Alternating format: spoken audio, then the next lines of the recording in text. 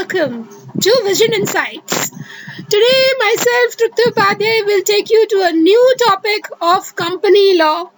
This lecture is basically targeted for the University of Calcutta students, but I would request that other students from other universities giving academic or any competitive exams can also go through these lecture series on company law for concept clarity. Fine. So let's start today's lecture. Before starting today's lecture, these are the few books prescribed by the University of Calcutta.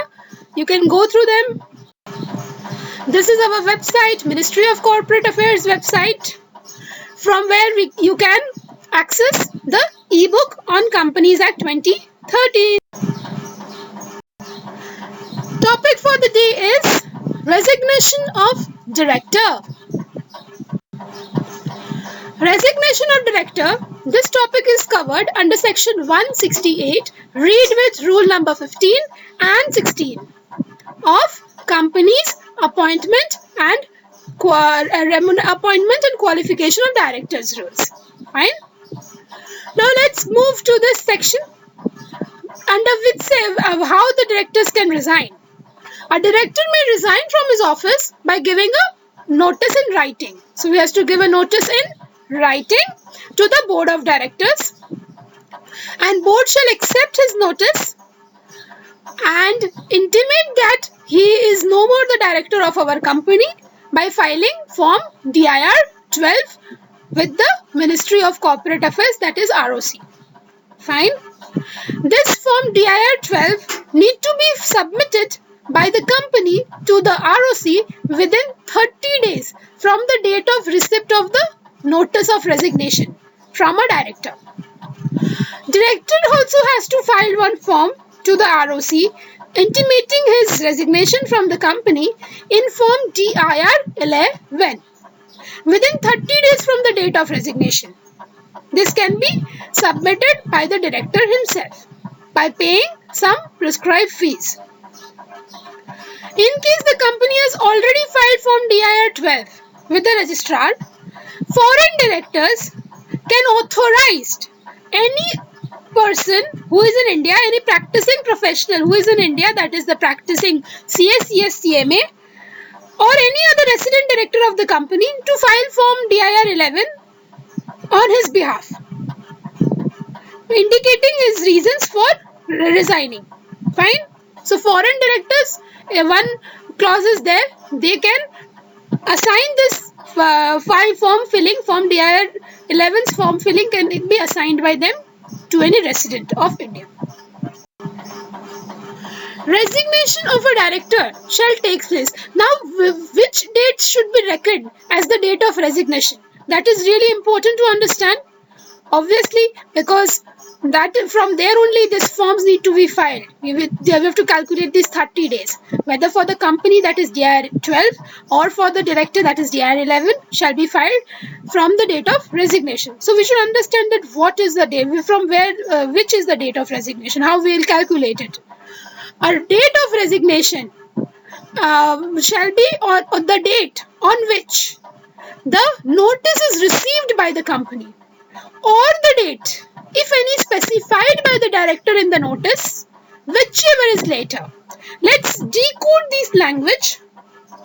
It is written, suppose that today, that is 3rd of April 2020, board of directors received the notice of resignation from Mr. A.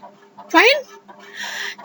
So we can consider today's date as a date of resignation, but in the notice of resignation, Mr. A has said that I'll resign from 1st of May 2020. So obviously he'll work this month, he'll be a director with us, and then he is resigning with effect from 1st of May. So we'll consider in this case, board has received the letter, resignation notice today, that is 3rd of April. But the date mentioned or specified in the notice date of resignation is 30th is the last working day. So he will be resigning from 1st of May. So we will consider the date of resignation, whichever is later means it should be 1st of May 2020. Proviso speaks about that a director who has resigned shall be liable even after his resignation for the offences which occurred during his tenure. Suppose Mr. A resigned with effect from 1st of May 2020 from our company, then but he had served our company for last 3 years. So whatever offences occurred within a period of last 3 years, he shall be liable for all the offences. Fine. So responsibility of a director shall not be fully, I would say, fully gone after he resigns. That doesn't happen. He can be called upon by any of the regulatory bodies for the offences which occur during his period. Fine. When all the directors have resigned from their office and all the offices are now vacant, this provision we had already learnt under 167. Same thing is repeated over here as well. Promoter or in his absence, the central government shall intervene and appoint the required number of directors. They will hold these directors appointed by either promoter or the CG in the absence of promoter shall hold office till the directors are duly appointed by the shareholders in the general meeting. Fine. This is the end of section 168. Thank you for patient hearing. Hope you like this lecture, and if you have liked this lecture, please share this lecture with your friends, among your friends, and hopefully they also can learn better and have more concept clarity regarding this section. If you have any queries, doubts, or any recommendation, kindly pin me in the comment box. And if you want me to make video on any specific topic of company law, please do write to me. I'll surely make videos on public demand. Thank you. Thank you.